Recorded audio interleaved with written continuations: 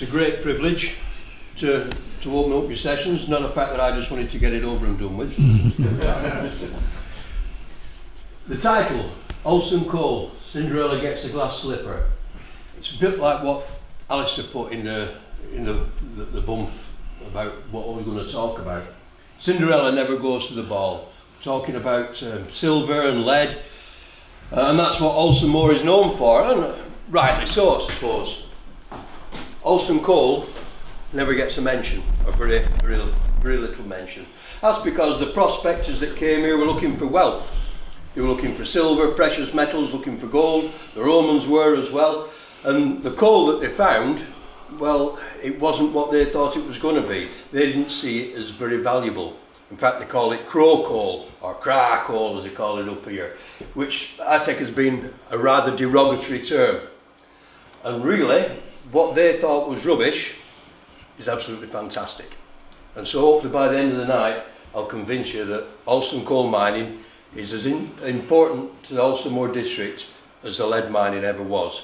And another reason, sounds like I'm on a mission here, doesn't it? I visited the South Tynedale Railway 2 years ago when I was doing a bit of a video, and nothing against the South Tynedale Railway, you know, I mean this really respectfully, but they've got a board up that talks about the coal mining to do with the railway, and it's all about Durham. And I thought, why is there nothing about Alston? Why is there nothing about South Tynedale that has got its own mining heritage?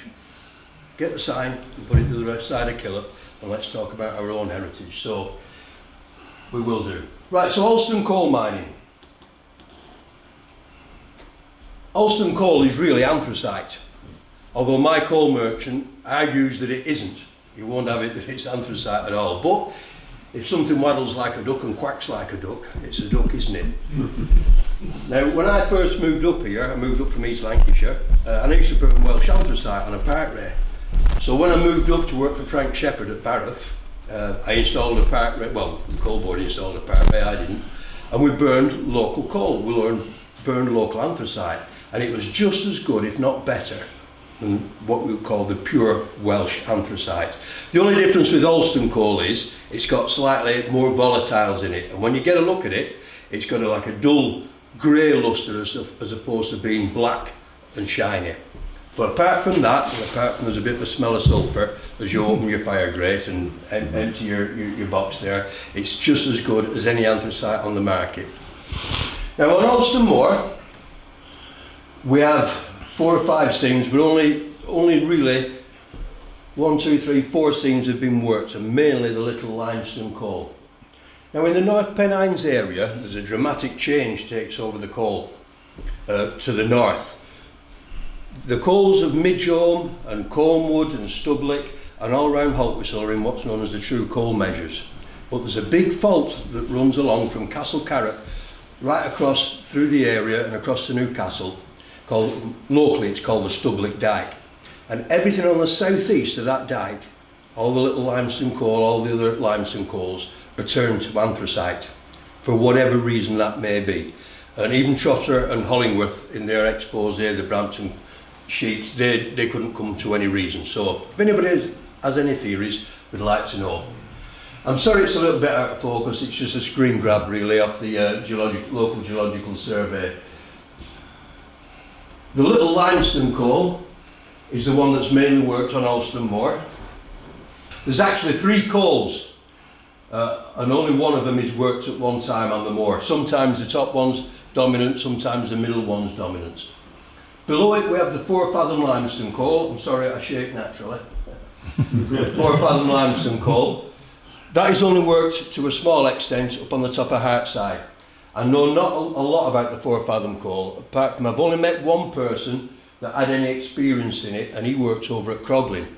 But he only spent 3 days working at the pit because he hated it. But then he moved into the quarry, and I met him last year, Norman Cross, and all Norman could say was the coal was rubbish, and they didn't like it. Having said that, Lord Carlisle and James Thompson had about 30 years working the 4 fathom limestone coal for the Croglin lime works, so it couldn't have been that bad.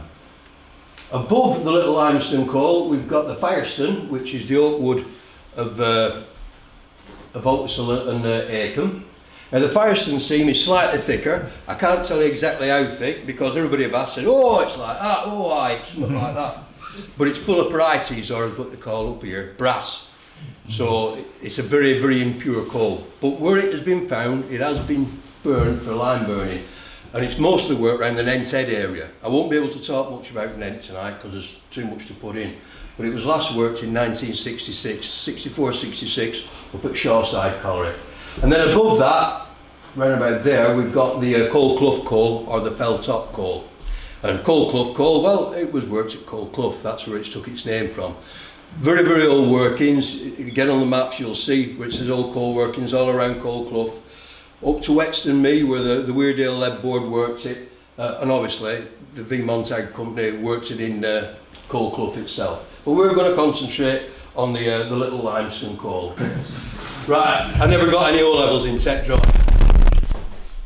As you know, coal has a grain. If you get a piece of wood from B&Q, some 3x2, you've got a grain and an end. Coal is just the same, only Alston coal isn't. It's what's known as cone-in-cone formation, like a sawtooth.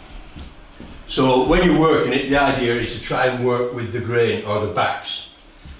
And to do that, you put as much weight on the coal through the strata as possible, which splits them open and makes it easy to work. So, like I said, it's different to the normal coal, Simon. And I'll try and explain how we work it the modern way, different to the old man. Now, the little limestone coal varies. It's about 18 inch down to a foot, 9 inch up at Towes Bank, and you might be lucky to get 22 inch for a couple of shots. We work it on, I used to do, on the Alston short long wall method. If you will, there'll be a heading down there, and a barrowway is driven off the headings. The barrowway, the boards are driven at 12 yard intervals. The barrowway, which is about 5 feet wide, that is the only bit that is enlarged to get the tubs through. So, and we took the floor up rather than fire the roof down. When the floor is fired up, the man for the start would go forward in line with the barrowway, drill the floor, fire the floor up, pack all the stone to the sides, and then he would take the 2 pillars out either side. And that would take him about a week. And that's just basically an end elevation. That's a set of rails, that's a solid coal, and that's where the man will be working and he's packed. Now that's how we would work it the modern way. The old man would just drive little pillars about 5 feet wide, from what I've heard. I've never actually got myself in any of the old workings, but I've talked to people that have. So he only drove workings about 5 feet wide, hacked some of the stone down, packed it at the side, so at the most it was about that high.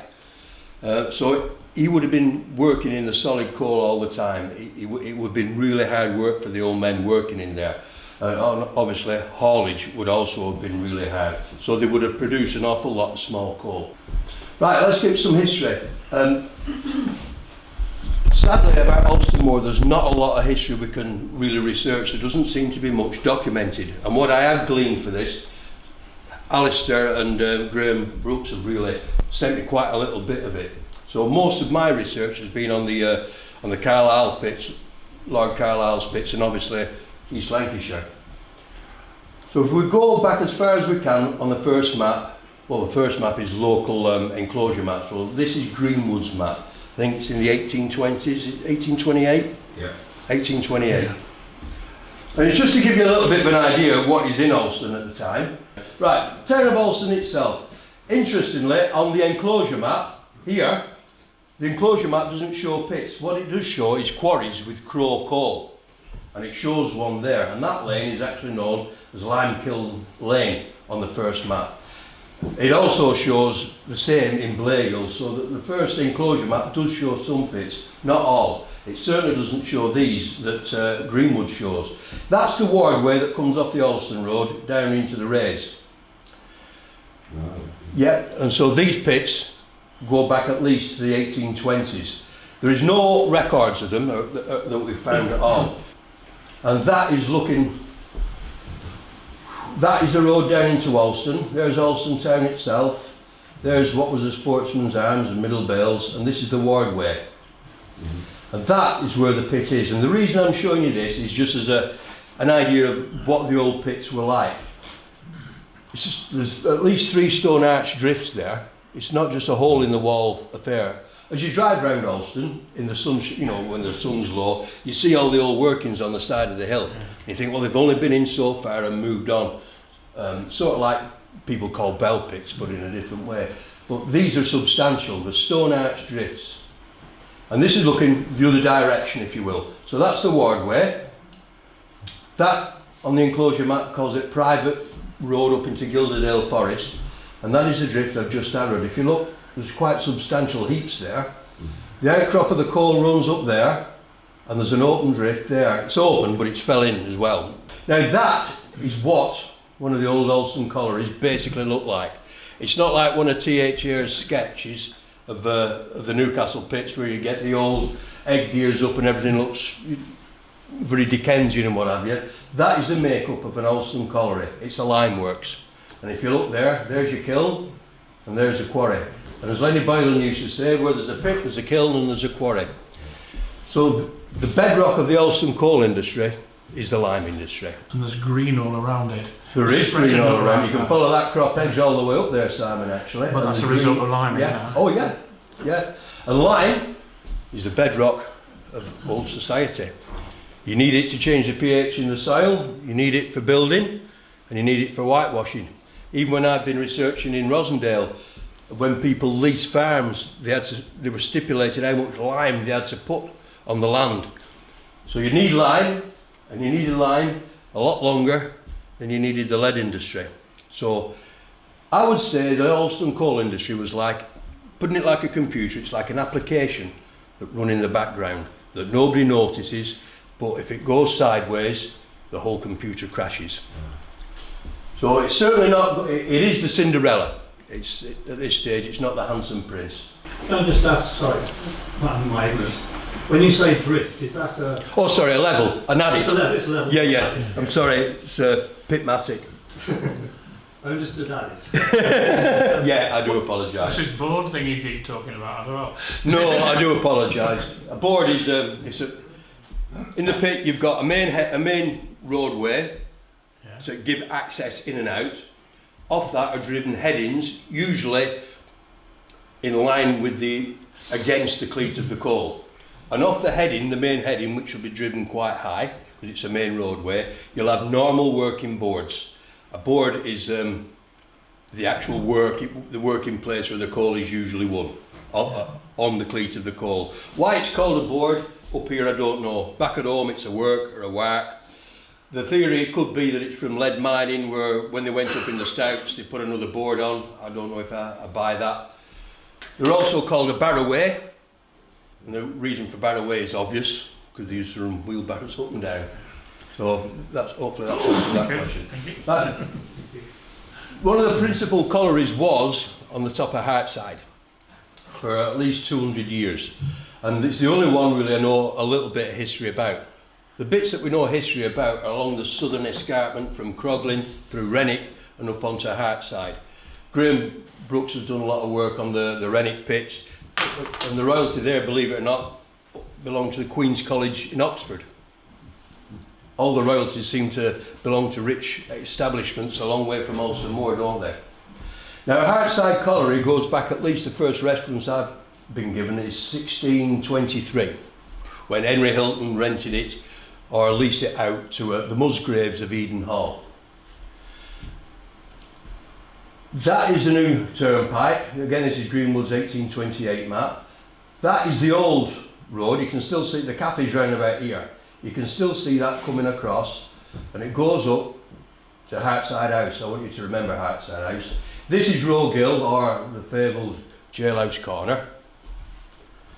And Greenwood puts coal pits down here. I think that's probably a road up to one, and here. This clough is called Coal Clough. And up here, literally, well, I won't say hundreds, but I bet there's at least 50 shafts up there. Right, but I want you to remember, when I walked up for the first time, I thought, wow, you know, it's an amazing place. And I came across this plan of the moor, the manor, showing actually a Heartside colliery.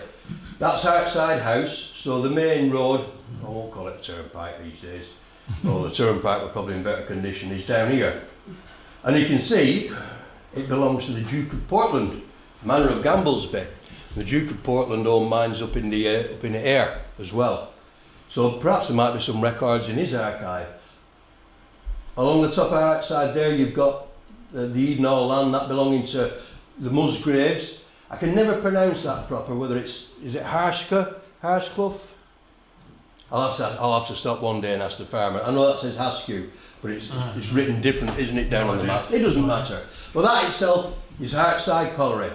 And we'll have a bit of a look if you do the next slide, Simon.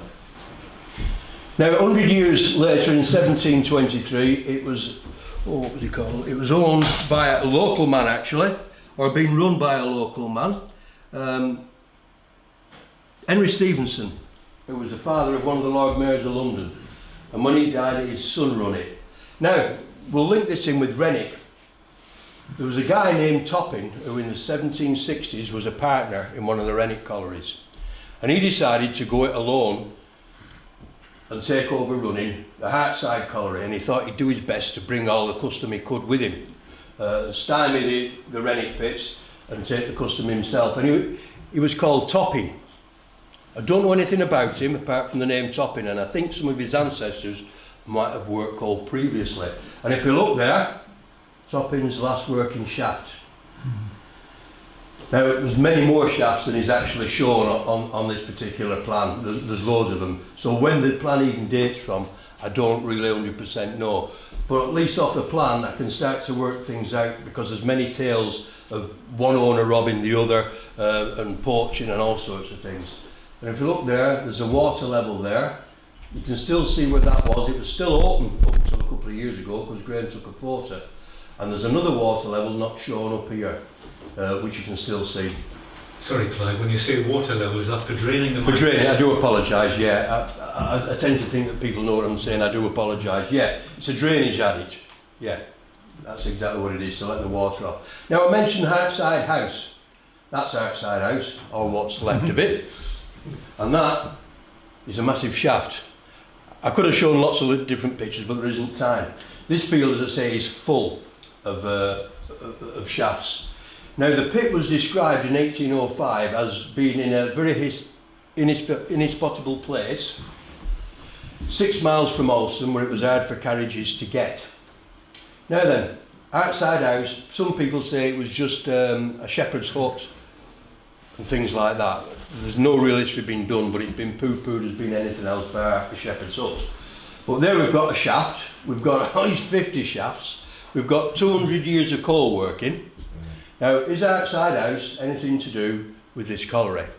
Well, it's a bit like saying, is the canal bridge out to do with that canal? That's what I think. So there's a lot of history to be discovered yet, if we ever will. Did they use horses for the gins? If so, where did they keep them? Did the men stay up there? Where did they live? Did they come up from the Renwick area? Did they come from Alston? We don't know, but there's a lot more research to do about Heartside House. And that's one of the shafts that's still open. It's the only one that's still open, but it's full of water. About 7 foot diameter. I haven't a clue how deep it is. But you can imagine what it must have been like in the 1700s as a young lad, going down that in a basket at the end of somebody at the top, like a well, Jack and Jill at the top, winding them down. Underground, the conditions would have been very basic. As I said, the main roads probably were only that high.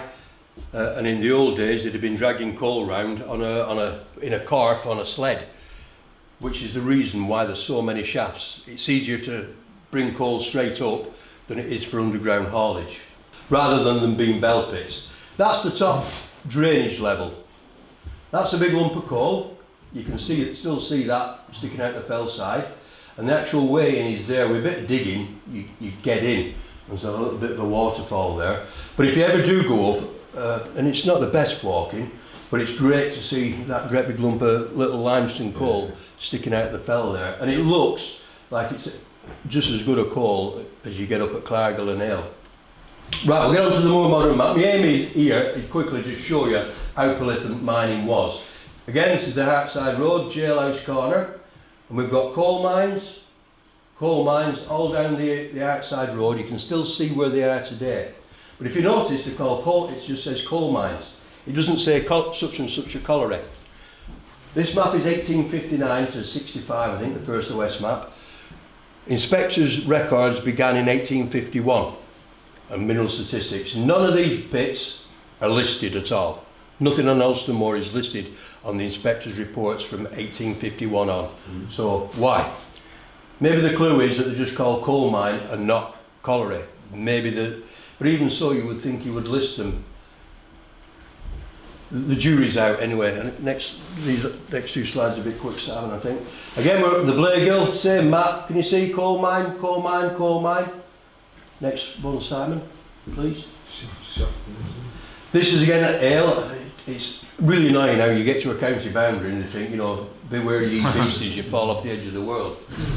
This is Aleside, there's Whiteley's, obviously Claggle's here. But again, can you see all the different coal levels? This is where Ale colliery is. And we know that these aren't just isolated holes in the ground, because certainly the workings there, and I'll choose my words carefully, were uncovered. And they were explored. The lad got washed off the canch actually when he broke through. And they were very extensive. When they explored them, they couldn't find a way to the surface. So my meaning is, the proper mines as opposed to just farmers digging in here and there. Next one, please, Simon. I was wondering, can I jump in? Yeah. The top right, the top right ones. I'm sure Ronnie Shepard talked about playing at coal mining and all of them. Where's that in relation to the little? Further limestone? up at Lipsig Quarry. It'd be further. Oh, is These oh, even further up. You see, it is higher. Yeah, up it's there. further. These are in the little limestone coal, and the one up at Lipsig was in the Firestone coal above. I thought So it you're might kind say, of up yeah. here, if you know what I mean. Yeah, because it was after the stone as well. Yeah, he was. Right, so let's move forward a little bit now. To when mining does start getting mentioned on the inspectors' reports, which is 1882, 1883. And now we're up near, there's Claggle Hall. That's the Claggle Road to Linger Quarry and what have you. And there we've got the first look of Claggle Colliery there. But again, it's just coal mine. And we've got two shafts there. Now, when Alston Lime Works went bust in 1882, Alston Lime Company, Alice will know the name better, the pit was advertised for lease. And a company by the name of Benson's took it over. Now, next slide. Oh, hang on, before you do, Simon, if you look here, we've got Cat's Clough, because we're going to mention Claggle Clough. Oh, yeah. The next slide explains a little bit more down Claggle Clough. But Cat's Clough, like I said, when the old man mined, he got small coal. So it's when you throw all the small coal on the fire, you know yourself, slack doesn't go very well. And anthracite doesn't go very well at all on an open fire anyway. So they made cats, they mixed the coal with clay into balls. Now my theory with this is they're making ovoids. We get ovoids. It was their idea of making ovoids. It was the best they could do to burn the coal. And I think that clough, Cat's Clough, probably has something to do with it. Either that or there were wild cats around it at one point. But there is drifts and coal workings in that clough. Now, as I said, Claggle Clough, further down, we get the first mention of Claggle Colliery, 1779, when the pit's up for lease. Just on a 6-month lease, actually. And it says that they've just put a new level or drift in to drain it, but that coal can be brought out at this level and they don't need to keep sinking shafts. Now, as you go up the Hexham Road, where you get to the Ale Crossroads, and past there where John and Kevin live, you'll see lots of old workings on the side of the hill, both sides of the road. So that probably comes from Claggle, the old Claggle Colliery. That is the boundary, or the lease of the Claggle Colliery. That's Mount Hewley Plantation there, obviously Claggle Hall. That's Cat's Clough. That's the Ale Crossroads there. Now, if they have worked all this area, only as far as here, and this side is recorded. This lot is totally and utterly unrecorded, which is interesting and annoying. Like I said, Benson's took it over, and Benson's, well, the family still live at Four Stones. They weren't a Tupney Halfpenny company. They're a proper mining company. They own Four Stones Colliery, and they also own the Montague down in Newcastle. Now, the Monty, if anybody remembers, had the disaster in 1925 when there was 38 men and boys killed by an inundation.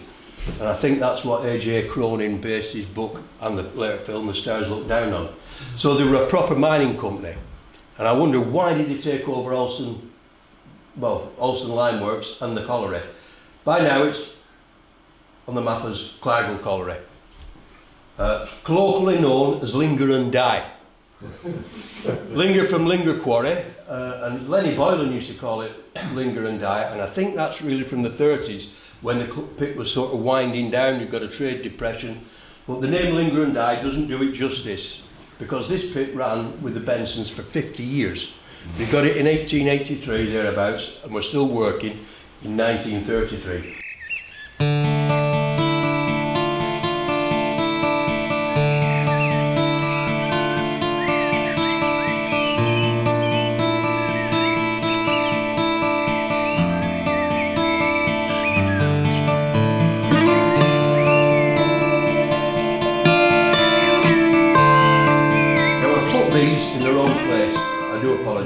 But I hadn't time to remake them. So those two shafts should be here. These are all shafts that's put down. The blue is a drift into the Firestone coal that I'm sure there's a photograph of, I'll show you later, and that is an old drift into the limestone coal that again I think we have a photograph of. Those are the two. Can you see I have put them in the wrong place on the map. That's where Taylor Grove lead mine is. These are the two ancient coal shafts. No issue with them whatsoever. And I think that is Benson's original, maybe not the original pit, but certainly Benson's, the blue arrow, the red arrow that I put on. As you can see, it's quite a substantial drift for 18 inches of coal. And looking at the dress, it's before the turn of the 20th century, I would say. And when you examine the area, I'm convinced in my own mind that I've found where that drift is. And there's a big fall next to it. And Sean's believing it goes down into coal workings. But but it's not recorded, there's no plans of this. And bearing in mind, when the Montague disaster happened, the big thing was, they said there was no plans, but there were plans. So were the Bensons not particularly that good at keeping plans? Maybe, that's just my sort of thought. So I think that is Benson's original Claggle colliery. This, I believe to be the Firestone level, which was the blue arrow. Again, names and dates, we don't have any names and I can't really date it, but I hadn't time to put it in the talk. I based my theory off the fact that I've walked this area and I'm convinced I've found where that is. It looks exactly the same today. And also I have a photograph of Four Stones colliery. And the tubs are more or less identical in dimensions and build. The only difference is there's no handholds in these tubs. And everything looks kind of new really and unworn. And that pipe's interesting because it doesn't seem to go down the drift. If you look at the dress of the men, the dress on the Four Stones photograph is exactly the same. The caps and everything is the same style. And Four Stones closed in 26. It never reopened after the 26 strike. So that is sometime, I would say, before 1926. Those drifts aside, this is a plan of the whole Claggle colliery, and I'm sorry, it's the best I can get it. That is where Benson's went in with their drift, called the Goodfellow Drift. That was its official name, the Alston and Goodfellow Drift. And according to Brian Peer, there was a bloke from Nent, worked there, and he was called, I think, Walter Goodfellow. So it could have been his dad that actually drove the drift. Claggle Hall is about there, and the Bensons worked this pit for, as I said, 50 years. There was, they worked it for 50 years, so that is their area of working, and they probably worked an awful lot more that's not recorded. Well, it is recorded, but we can't find it. In the 1930s, around about 1933, they stopped working. They also stopped at the View Pit as well. Four Stones had also closed, and it was taken over by the Wright brothers, not Orville and Wilbur. It's them from Nent Head. And they worked it from this drift, which is right opposite Claggle Hall in the field above it. You can still see where it was today. And the Wright brothers worked this area. Sadly, they hadn't been working long when they had a fatality. A lad from Moorhope, he got killed under a roof fall. The deputy had told him to watch the roof and he hadn't. And sadly, he died in that particular roof fall. And the Wrights worked it quite successfully up until I think the 1960s, the employment was steady away. Actually, the old Goodfellow drift, the employment was round about 15, 16 men steady away underground, and the manager was called David Smith, who lived at Lonning Head, and he was a manager for at least 30 years. And Wrights carried on, again employing around about 12, 13, 15 men underground, which is the average size for one of the Alston pits. Now they finished, as I say, I don't know why. According to Brian Peart, he said they thought it was worked out, but I couldn't understand why they would think that. But it was then taken over by a partnership of Bunt Thompson, Patch Williams and Neville Richardson, who had previously worked High Row Colliery, and they'd left that because High Row, it might be called High Row, but the coal's not very high. We haven't time to talk much about High Row. And they took over sometime in the 1960s and carried on working the pit. These are all their workings here. As you can see, it comes a long way out towards Mount Hooley. In fact, it got that far away, they did try to open up another drift in Mount Hooley, but there was a big objection to it. Local planning, they even said that it had threatened Barden Mill. I don't know how that worked out right. But they never sadly got the permission to reopen another drift in Mount Hooley, which would have probably prolonged the life of the pit. Now, Bunt, Patch and Neville finished around about 1994 when the coal industry was denationalised. A lot of people forget that date, but it was a very important date. The coal industry was denationalised.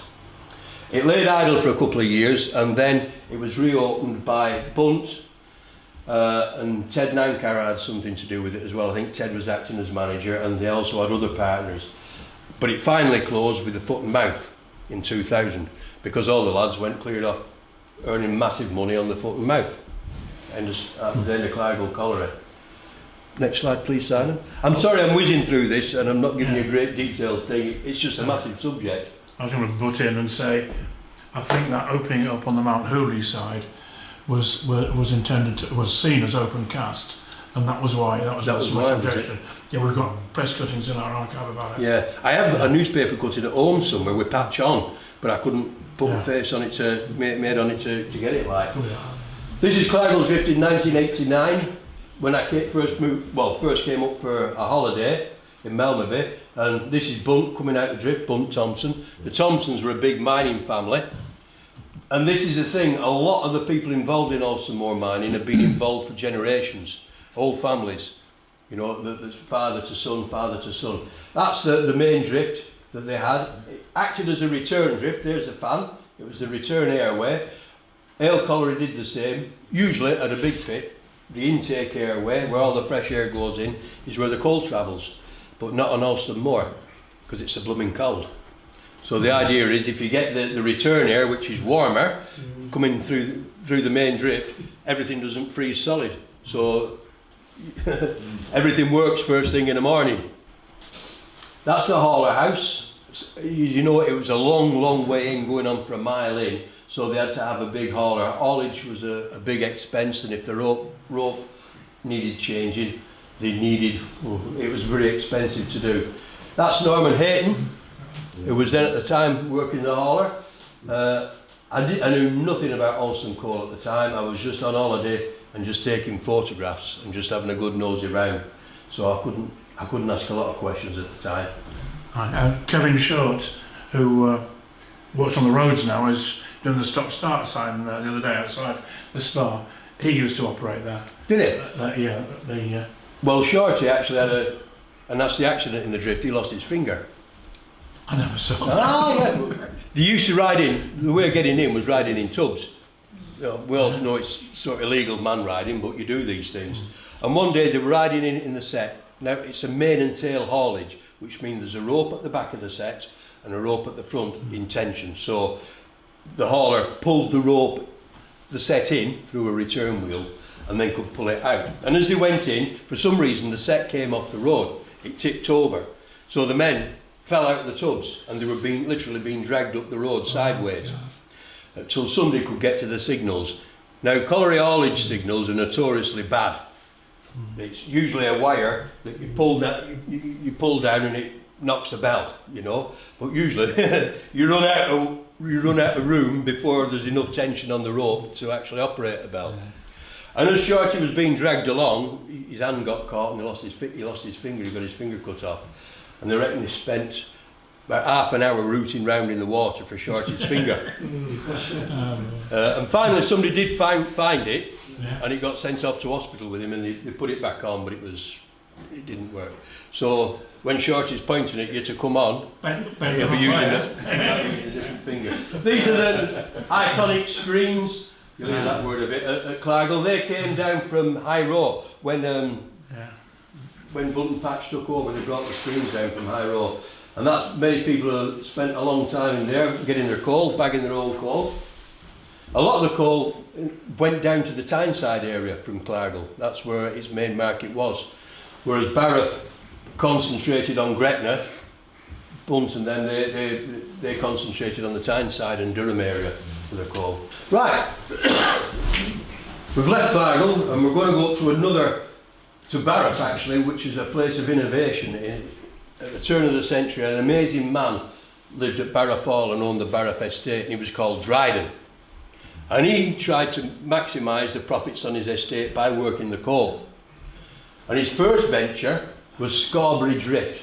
And you can see how it's worked. This is a little bit how the old man worked it. You can see little roadways where they've widened them, but there's no big openings. There's no big long wall workings. It's just sharp board and pillar. It would have been very hard work, and they would have produced an awful lot of small coal.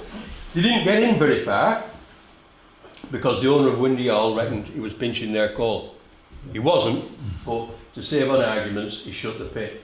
However, you see all these hatched areas, they're all workings, and Barrock Colliery, Barrock Pit is on the first Ordnance Survey map and a lime kiln opposite.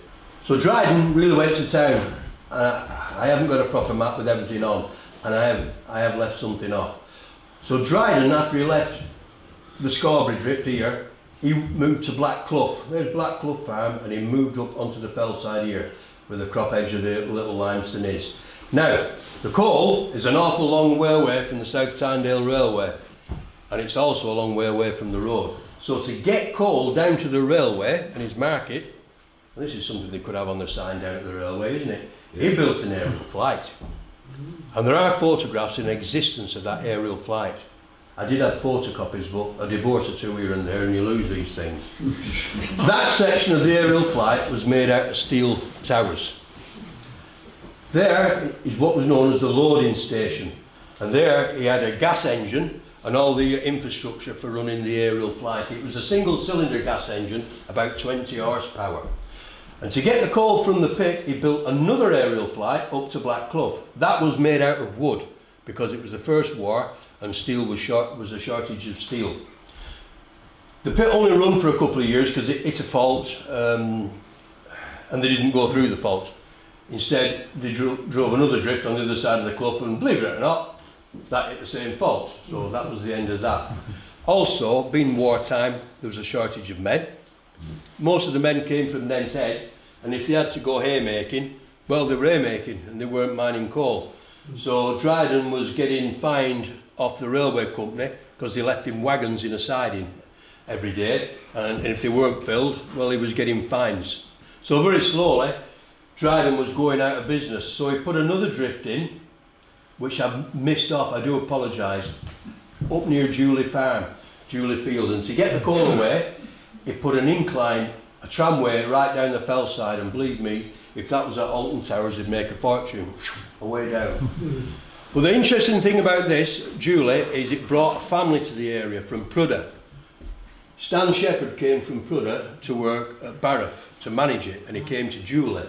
And the Shepards, as you know, are still here and they're still operating the coal mines. The Julie Drift was a bit of a failure, so he tried the Felltop seam way in the middle of nowhere. That was a bit of a failure, so he put in the Middle Pasture Drift here. And he put a tramway across to get his coal down his aerial flight. And then for some reason, the aerial flight got taken down, because if you look on the 1919 map, it doesn't exist. All there is just a little tramway to this quarry here. Dryden eventually went bust, and it was taken over by Barrock Minerals, who was, they were registered in Whitton Gilbert actually, and they worked the Middle Pasture Drift with a little tramway down to this bend in the road here, but they finished in 1936. Barrock Colliery then lay dormant for 20 years till the Curras took it over. Now the Curras were related in marriage to the Robsons. William Robson, Tashi Bill, the Robson family and the Curras, they were big lime merchants. They worked the limestone, they worked the quarries, they worked the pits. That's what they did.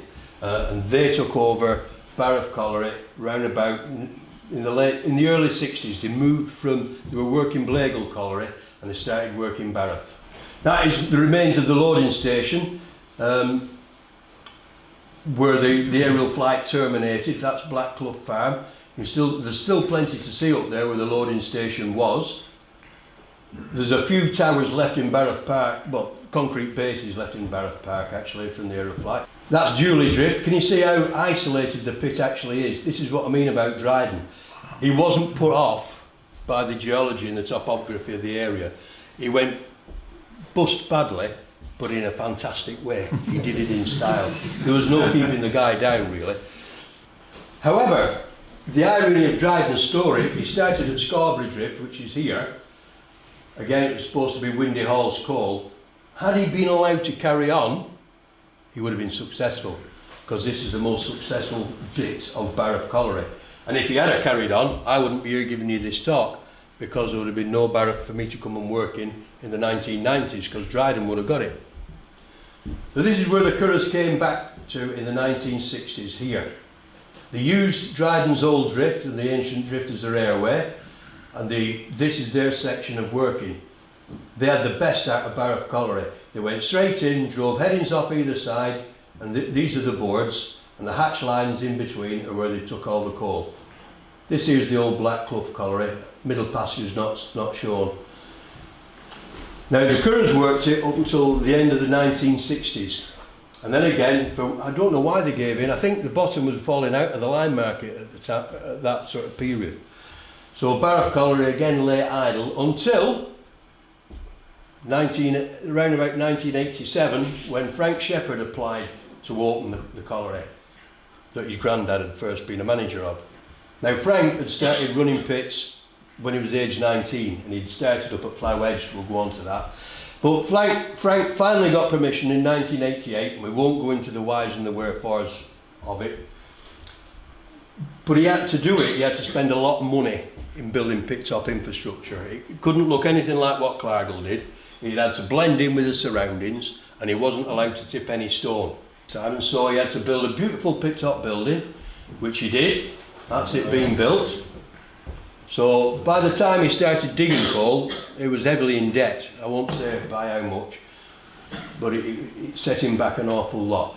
The building's still there, and when I first came to visit, I drove past that. I didn't recognise it as a pit. I got to Slaggyford, turned around, and when I was coming back, I saw the compressor exhaust pipe sticking through the roof. Otherwise, I wouldn't have believed it was a pit. That's the main drift. That was actually Dryden's drift, Anderson Shelters, which were the mainstay of licensed mining for many years. And Frank put in a drift to the side to try and get to coal that not only had Barrock left, Curras left, but to get through a fault to work coal towards High Row. That didn't happen, sadly. It never really worked. Frank was using 600 weight tubs, standard Durham tubs. He had started off using tubs that had been used in settling stones with the right mine. So this is again around about 1993 when I was working there. That's the general pit top area. It's one of the most beautiful views on the South Tyne Valley when you come out of that pit and look down.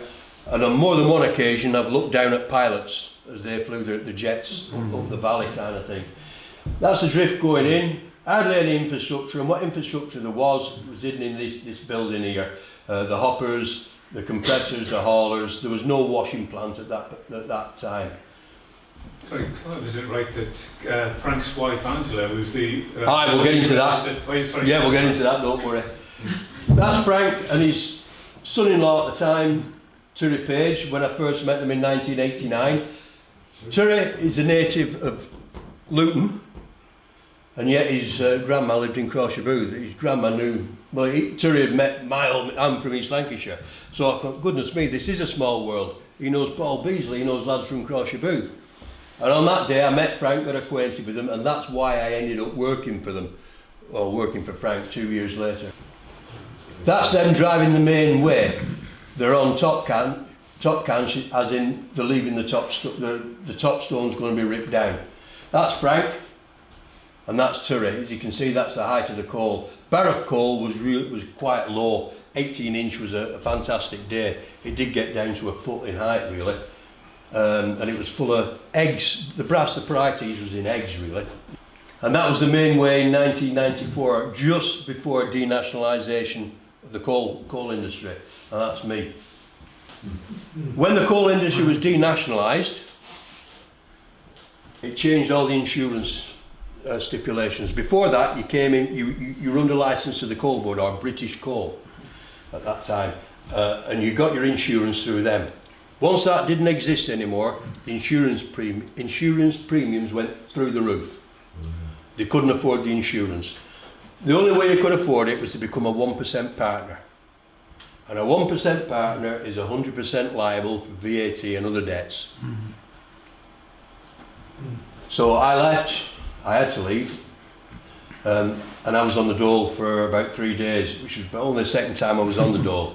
And I walked into Hexham dole office and basically said what had happened. I was self-employed. My wife was working at Barrock at the time. She was earning 90 quid a week working for the Bracks. We had a mortgage, no kids, and I filled all my details into the lady at the dole in Hexham, and then she reached under the counter and put 8 quid on the counter. I said, what's that? She says, that's your bus fare home, don't come back. So anybody thinks that it's a good life on the dole, forget it. I got 8 quid and told not to come back, because the wife had a job earning 90 quid a week. Luckily, I tried to get at Blenkinsop in vain. I could never get on Blenkinsop for love nor money. I got on at John Shepard, so I only spent a week on the dole. And that left Frank really with just one employee, just Frank and Jez Cooper, and an odd person that came now and again. As I said, Frank had owned Flowedge since he was 19. Flowedge is an old pit. It was working just at the beginning of the century, but that, again, the iconic screens that stood for years and years. Flowedge again into the little limestone. Frank had made a little loco underground out of a milk float. And it worked on successfully until the mid-80s, when the whole of the coal trade was in a little bit of a pickle, really, especially the coal that went to the power stations. The generating board had really knocked the prices down for private mines. A lot of them were in trouble. Thankfully, the household market paid dividends. That's an older picture of Claggle, Flowedge, when it was owned by Harrisons, who owned Flusco, what's now the Tip in Penrith, the quarry. They owned Flowedge, and Frank bought it off them. 3 local men, one's a Glendinning. I can't tell you much more than that, I do apologise. That's John Thompson. I'm sorry, it's a picture off a picture off a picture. But that's the only one we've got underground. Well, another one that's even worse than John. That's Bunt Thompson's father.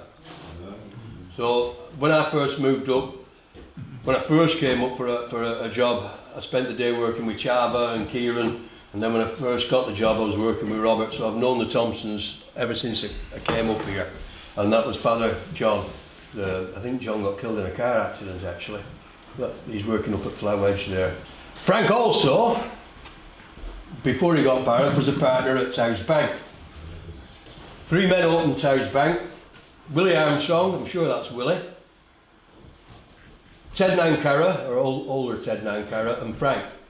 Willie had worked over the top, worked in the spar mines, and he'd had a bad accident over the spar mines. He drilled into a live shot hole and got peppered, basically, being shot with a 12 bore. It was in a bad way, but the compensation helped open that place with the Nankaras. So Frank was a partner there for a little while, so as these partnerships do, like even Pink Floyd can't keep it together, can they? So what chance of 3 blokes from Alston of not arguing and falling out when there's no money? Towes Bank was on between Eels and Cornwood, down near the River South Tyne, but the pit top was right up on the top of the bank near the main road, so it was connected by that haulage way. There is a YouTube online, all in German, entitled Ale Colliery, but it's not. It's Towes Bank, and I recommend you watch it. Never mind if you can't understand German, the footage, you get the gist of what's going on. And you see a lot of all the Alston lads that work there. The tubs, by the way, are 1200 waiters. They were massive. They were the biggest tubs on Alston Moor at the time. And the coal seam was the thinnest on Alston Moor at the time. It was about 9 inch at places, usually a foot on a good day. And at the time they were paying £12 a tub, whereas Frank was paying 6 and John was paying 7. I don't know what Claggle was. On the German YouTube thing as well, Val Alderson, John's widow, Yeah. it was behind the bar. Yeah, she is, yeah. And you've got John Beatty on there. Yeah. John was just a putter at the time, and look where John is now, you know, Fellside, whatever he is, developments, you know what I mean? As well. Yeah, he's come a long way. That's the hopper at the top of the bank, the hauler house at the back, and that circular thing is a tippler. I'm sorry I haven't got one of the full lot. They were short of time, really, for 2 months. That's a hopper, and that, we haven't time to talk about him much, is Sid Armstrong. Nice, Sid. And Sid was he's a character. And he was involved in local mines himself. He was part of Snopeburn. His dad owned Snopeburn at one time, and then they all went in partnership with a pit at the bottom of near Tyndall village. And to sit in the pub with Sid for a couple of hours was a real pleasure, and listen to his tales. But I wish I'd have written more down. But Sid was still working there bagging coal till he could walk no more, was Sid. Very briefly, John Watson's Claggle colliery. Claggle again goes way back. The Waltons worked it, the Curras worked it, and John Watson was the last. Well, he wasn't the last to work it. John Watson reopened it in the 1980s. Yeah, quite a handful of men on, 9, 10, 11 men, I believe. It wasn't entirely successful though. It only ran a short time, did Claggle. I don't know too much about the goings on. Did it touch the Claggle workings? No, there's a fault. fault. Talking of meeting, but Yeah, there's a fault between, and the nature of the roof at Claggle is different to Claggle, so there's a little bit of change goes on underground. Yeah. And that's the Claggle where the drift is. That's the farm track running above. This is obviously after it closed, the old Claggle tubs, the 800 waiters there. So I haven't time much to talk about Claggle, but it's there. John Watson owned that. And the last people to work it were the 3 Woods brothers, Stan, Anthony and Donald. I don't think they worked it for very long, and when I've tried to pick off Donald how it went on, I think he'd sooner forget than tell me a great deal. Right, our last one we're going to talk about is ale, and it's a special, well they're all special, Ale Colliery Company. Now Jez Cooper, who is online as The Last Pit, he's on Twitter, YouTube, Facebook. Jez is doing his best to persuade the owner to open a museum. And he's fighting a losing battle at present. Jez is 60 and he's still hewing coal. And I'm sorry, I got to the end of it and thought, flipping, I can't put a picture of Jez up. Ale Colliery, Jez says he's got on his tagline that it incorporated in 1926. Now I can't find any record of it till the early 30s, when it was owned and incorporated and run by Veronica and Richard White, who lived at Ale White Lees. And they worked this area, Ale White Lees Colliery, basically, and they finished in the early 1940s. Now Ale, all the workings at Ale, that's the Ale burn, Claggle's down here. All the Claggle coal is to the rise, so it goes uphill, it drains naturally. And all the Ale coal is to the dip. Oh dear. Yeah, so they got the short end of the straw. But thankfully John has done his best, and a very good best, to keep it open. It could be miserable at times, always working to the dip, I'll tell you. So that closed in about 1941. According to Lenny Boylan, a young lad hit his head and died, but I've never been able to find any records of that. When they finished there, as far as I know, they came up to what Simon said earlier on, Leipzig Quarry. And they worked the Firestone coal at Leipzig, you know. I don't think Gorbachev ever went to Leipzig, did he, you know? Now, as you know today, Ale Colliery is in a quarry, it's in a limestone quarry. And John always said that his father and mother started that quarry off from the river bank, and they built the lime kiln that's there. And all the coal was brought down by tractor and trailer from the Lipsig drift and burnt in that kiln down there. Not the Wardway kiln where the lads were killed, but the kiln right next to the pit there. Following the Lipsig drift, I don't know how long that worked, they then came and put a drift in next to Claggle colliery.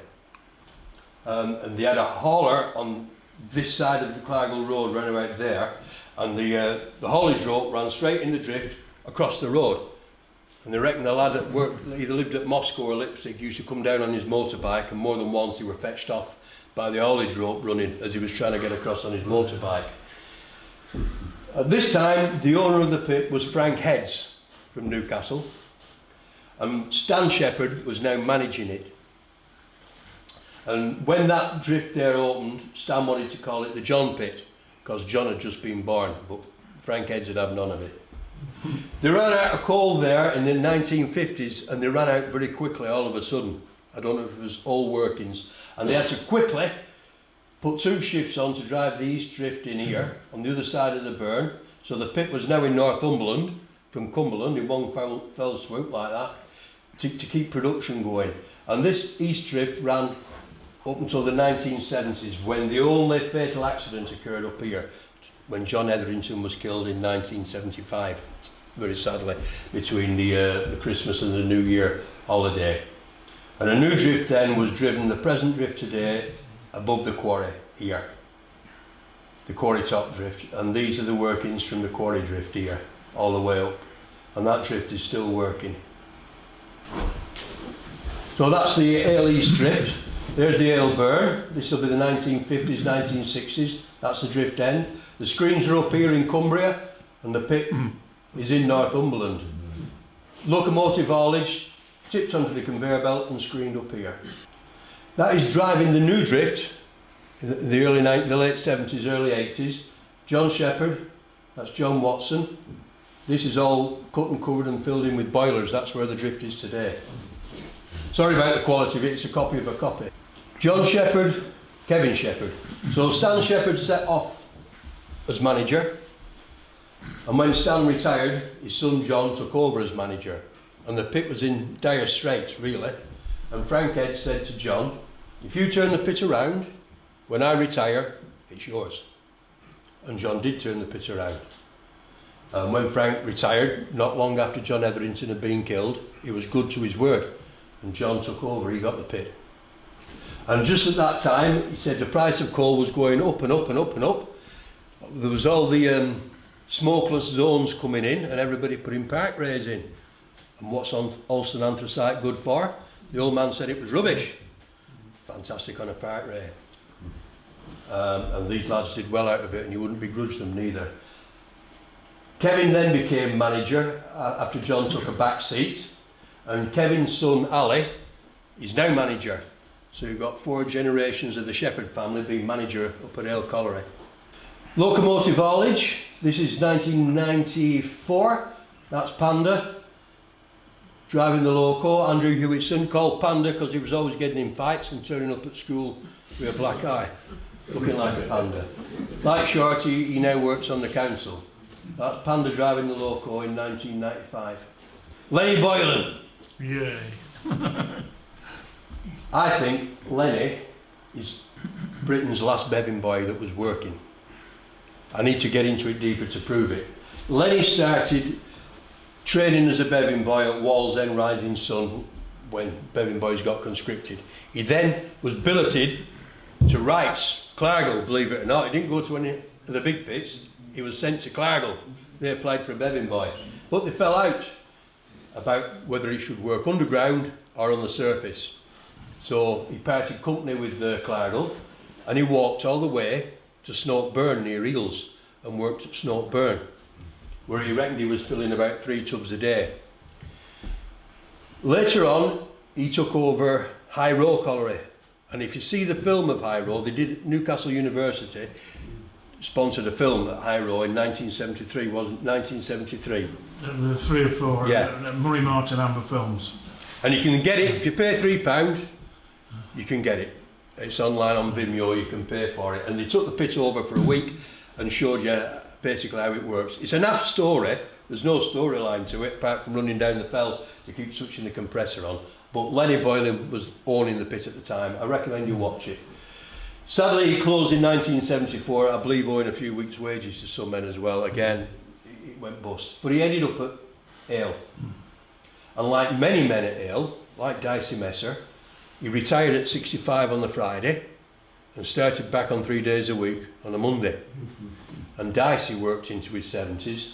And Lenny, the famous West London wrestler. yeah, Dicey Messer. Oh, yeah. Dicey used to work in the Midgehome Coalfield. Yeah. And when the Midgehome Coalfield closed, Dicey went to Ale. And when I went working for Barrock, I only did 5 days. I weren't spending Saturdays down the pit for loving the money. You can 6 days a week down them places, and then all you get is Tesco's on a weekend. It's no life. But Dicey's lot worked 7 days a week. They'd go in Saturdays and Sundays and shift shots. And when the weather was bad, Dicey lived at Burnstone's Bridge near Knaresdale, and Dicey would walk. Anyway, one Saturday morning, I was at home and Dicey knocked on the door. He was collecting. He did good things for the community, and he was astounded that I wasn't working on a Saturday morning. And he basically said, "We used to walk all the way in the snow." I thought, well, if you're walking again, Dicey, don't call here, because I'm not. But that was the level of commitment they had in those days, and Lenny was one of them. Like I said, they came back to work. Lenny worked well into his 70s, and I can't remember the date he finished, but it was in the late 90s. So I'm convinced that Lenny was probably one of the oldest, the last Bevan boys, Yeah. still working. So we've got, this is your first anchor, the last Bevan boy. Also, Lenny had a disco at the Alston Moor. Oh yeah, he did. Yeah. He used to love playing the green door. You're right. That's part of the screening plant at Ale. That's the Newt, big Newt working on the screening plant, aka Keith Newlands. Mm-hmm. Now then, the second thing I want you to hold on to, Alice has mentioned it. As I say, the mines were deregulated in 1994. Before that, a law that was passed that came into force on the 1st of January 1843 was repealed. That law said no women or girls can work underground. Well, the first colliery in the country to have a woman legally, and I stress legally, because we'd all had the wives and girlfriends down before that, was Angela Elliott, and she worked at Barrock Colliery. Now, the old Coal News and New Scene magazine from the bigger pits used to have a segment, Women in Mining, and it was always Karen in the office or Andrea on accounts. But Angela worked underground. She didn't faff about, she actually did the proper job. She wasn't a hewer, but she helped run the hauler, she run the slusher boxes, she filled coal, she screened coal, she did everything. So you've got the last Bevan boy, and you've got the first woman underground for 150 years. Now, we finally finished at Ale in 2004. It's a long story. It was all about regulations using these things, compressed air, where it was going to be illegal to use it more than 15 minutes a day, when you need to use it for 7 hours a day. You can't do coal without a pit. And the mines rescue laws were also going to close us down, where you had to get a rescue team there within the hour.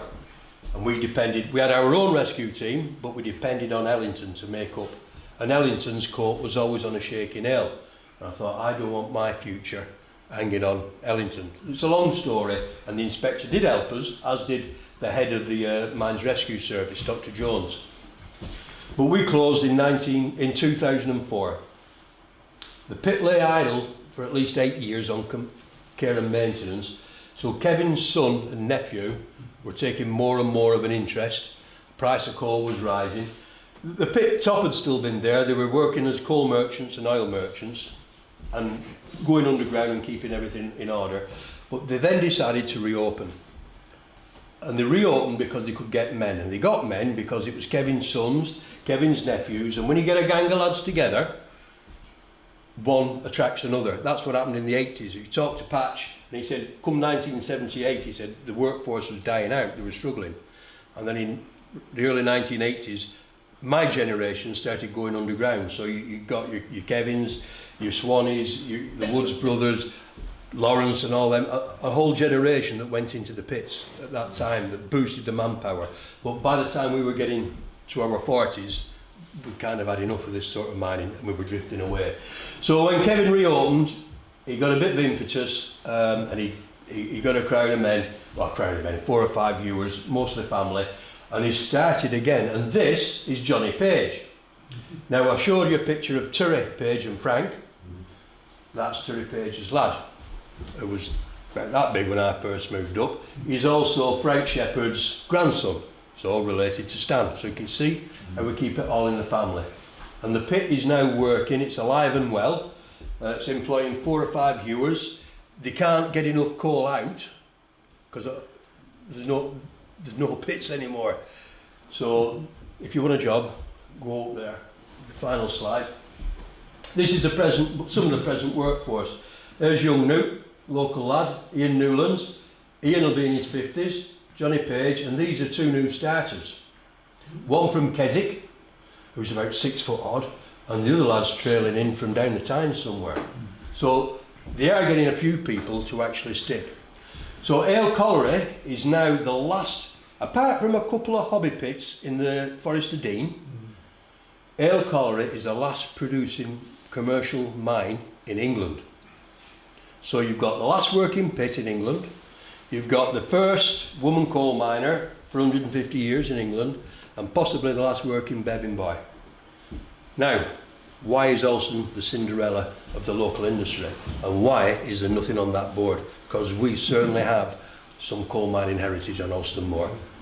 Right, thank you very much. I think I've probably gone over time.